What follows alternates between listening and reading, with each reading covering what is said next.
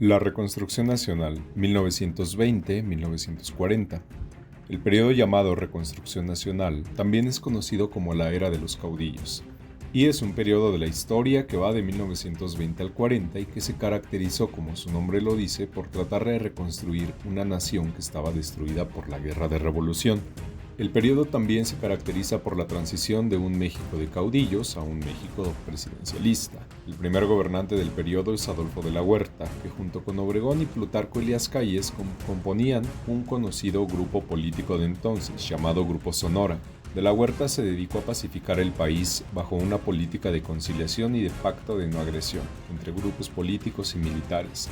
Carranza había muerto, a Zapata lo había asesinado Carranza en la Mecameca en 1919, así que solamente quedaba Villa, algunos porfiristas y el grupo sonorense. En pocas palabras, aplicó la misma política del PRI, perdón, de Díaz. Bueno, al final es lo mismo. Si aquí podemos robar todos, no hay por qué pelearnos. Las elecciones del 20 dieron por triunfador a Obregón, que en diciembre del mismo año se convirtió en presidente del país, comenzando así la era de los caudillos, donde el nacionalismo, la aparición de la clase media y el populismo serían una de las características principales. Hablando de populismo, es importante señalar que es un término mal usado, de manera despectiva. No es otra cosa más que gobiernos que se preocupan por beneficiar a las clases populares, para basar en ellas la legitimidad de sus gobiernos. Al final de cuentas es el gobierno de la mayoría y la mayoría es el pueblo. Por cierto, el concepto populismo también fue inventado en Roma. En el aspecto agrario, Obregón consolidó la pequeña propiedad y trató de seguir los ideales zapatistas a través del Partido Nacional Agrarista. En el sector obrero creó la Confederación Regional Obrera Mexicana. Como queda claro en estos dos aspectos, el país se comenzaba a convertir en uno de instituciones. Sería a través de ellas como las luchas sociales se darían. Entrando al final de su periodo vino la disputa del Grupo Sonora, pues de la Huerta consideraba que la república le correspondía a él. Sin embargo, Obregón se decantaría por Plutarco Elías Calles. Además de que sin pruebas, pero sin tantas dudas, podemos deducir que también mandó asesinar a Francisco Villa, quien planeaba presentarse a las elecciones del 24, muriendo así todos los líderes revolucionarios, excepto Obregón. Llegó así Calles al poder. Cada vez más se fueron creando instituciones para sustentar los cambios de la sociedad, eliminando poco a poco el caudillismo, con la final de que él y Obregón fueran quienes controlaran las recién creadas instituciones. Durante su mandato también tuvo que enfrentar la rebelión cristera, que no es otra cosa que un conflicto armado entre el Estado y la Iglesia que duró 3 años, que acabó con la vida de muchas personas y que, para colmo, los altos mandos de la Iglesia terminaron pactando la paz con Calles sin haber resuelto nada. Al finalizar su mandato, Calles logró cambiar la Constitución para que pudiera haber una reelección, solo por un periodo. No pasaba nada. Esto le daba luz verde a Obregón de regresar a la presidencia 4 años después, casi al igual que Díaz lo había hecho en algún momento. Sin embargo, si bien ganó las elecciones, vio truncada la carrera política al ser asesinado. Muchos creen que por orden de Calles.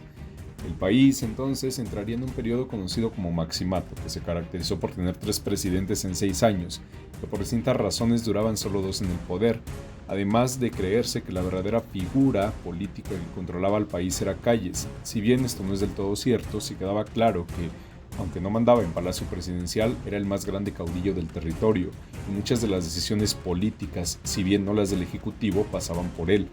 Los presidentes del Maximato fueron Emilio Portes Gil del 28 al 30, Pascual Ortiz Rubio del 30 al 32 y Abelardo Rodríguez del 32 al 34. Durante este periodo pasaron muchas cosas que determinaron el futuro del país, pero quizá la más importante fue la creación del Partido Nacional Revolucionario, que en algunos años después cambiaría su nombre por PRI. Calles entendió que la creación de un partido oficial le ahorraría muchos enfrentamientos con los caudillos revolucionarios, que aún quedaban vivos. Así él se convertiría en el hombre detrás del partido. No sería un dictador aferrado al poder como Díaz, sino que su ideología se mantendría en el poder. Era sentar al partido en la presidencia y solo ir cambiando los muñequitos cada periodo presidencial. Las siguientes elecciones serían en 1934. Se elegiría a Lázaro Cárdenas como el indicado para hacer la institucionalización de la revolución. Al final es sobre el partido, de ahí incluso su nombre. Cárdenas fue un joven militar durante la revolución a quien Calles consideraba que iba a poder controlar. Sin embargo, no fue así. El joven general michoacano logró deshacerse de Calles, no sin antes enviar un mensaje de paz hacia el futuro. Este ya no era el México de los caudillos, donde todo el mundo se asesinaba. Exilió a Calles, a diferencia de Madero, que se deshicieron de él a través del asesinato, y también, a diferencia de Madero, por ejemplo, cambió la estructura gubernamental callista.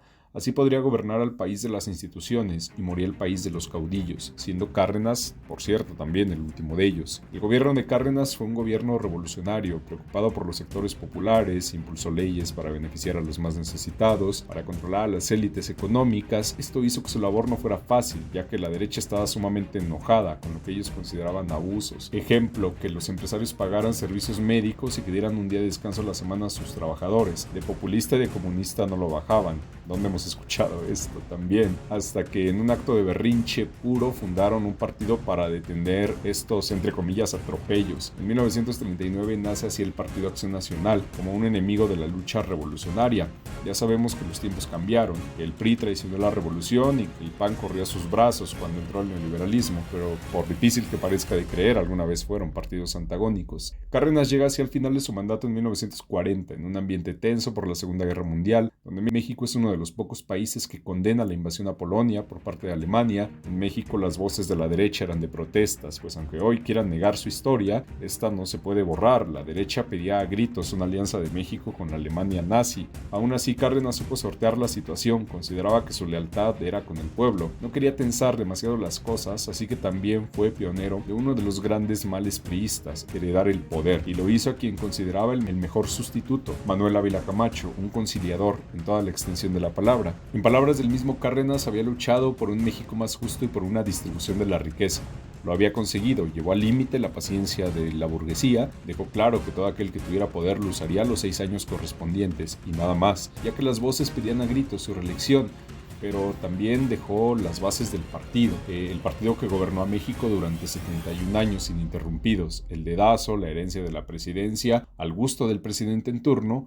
Y bueno, así acababa la reconstrucción nacional, así acababa el México de los caudillos. La estabilidad y el Estado moderno habían llegado al fin, nunca más hubo que ver golpes de Estado o sustituciones de presidentes. Así, 119 años después, llegaba por fin paz, estabilidad, democracia. Bueno, esto último no tanto, pero el PRI nos hacía creer que sí.